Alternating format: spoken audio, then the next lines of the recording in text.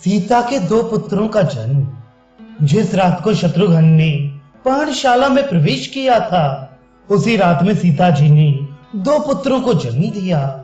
तदनंतर आधी रात के समय कुछ मुनि कुमारों ने वाल्मीकि जी के पास आकर उन्हें सीता जी के प्रसव होने का शुभ एवं प्रिय समाचार सुनाया।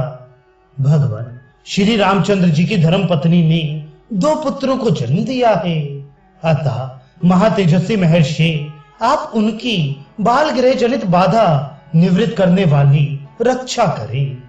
उन कुमारों की यह बात सुनकर महर्षि उस स्थान पर गए। सीता के वे दोनों पुत्र बाल चंद्रमा के समान सुंदर तथा देव कुमारों के समान महातेजस्वी थे। वाल्मीकि जी ने प्रसन्न चित्त होकर सूतिकागार में प्रवेश किया और उन दोनों कुमारों को देखा तथा उनके लिए भूतों और राक्षसों का विनाश करने वाली रक्षा की व्यवस्था की। ब्रह्म ऋषि वाल्मीकि ने एक कुशाओं का मुट्ठा और उनके लव लेकर उनके द्वारा दोनों बालकों की भूत बाधा का निवारण करने के लिए रक्षा विधि का उपदेश दिया। वृद्ध स्त्रियों को चाहिए कि इन दोनों बालकों में जो पहले उत्पन्न हुआ है उसका मंत्रों द्वारा संस्कार किए हुए इन कुशों से मार्जन करें। ऐसा करने पर उस बालक का नाम कुश होगा और उनमें जो छोटा है उसका लव से मार्जन करे, इससे उसका नाम लव होगा। इस प्रकार जुड़ में उत्पन्न हुए ये दोनों बालक क्रमशः कुश और लव नाम धारण करेंगे और मेरे द्वारा निश्चित किए गए इन्हीं नामों से भूमंडल में विख्यात होंगे। ये सुनकर निष्पाप वृद्धा स्त्रियों ने एकाग्र चित्त हो मुनि के हाथ के रक्षा के साधन भूत उन कुशों को ले लिया और उनके द्वारा उन दोनों बालकों का मार्जन एवं संरक्षण किया।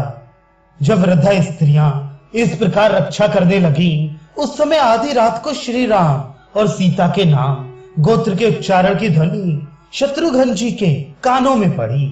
साथ ही उन्हें सीता के दो सुंदर पुत्र होने का संवाद प्राप्त हुआ। तब वे सीता जी की पर्णशाला में गए और बोले, माता जी, ये बड़े सौभाग्य की बात है। महात्मा शत्रुघ्न उस समय इतने प्रसन्न थे कि उनकी वे वर्षाकालिक सावन की रात बात की बात में बीत गई। सवेरा होने पर पूर्वाहन काल का कार्य संध्या वंदन आदि पूर्ण करके महापराक्रमी शत्रुघ्न हाथ जोड़ मुनि से विदा ले पश्चिम दिशा की ओर चल दिए। मार्ग में 7 रात बिताकर वे यमुना तट पर जा पहुंचे और वहां पुण्य कीर्ति महर्षियों के आश्रम में रहने लगे। महायशस्वी राजा शत्रुघ्न ने वहां च्यवन आदि मुनियों के साथ सुंदर कथा वार्ता द्वारा कालक्षेप करते हुए निवास किया। इस प्रकार रघुकुल के प्रमुख वीर महात्मा राजकुमार शत्रुघ्न वहां एकत्र हुए च्यवन आदि मुनियों के साथ नाना प्रकार की कथाएं सुनते हुए उन दिनों यमुना तट पर रात बिताने लगे।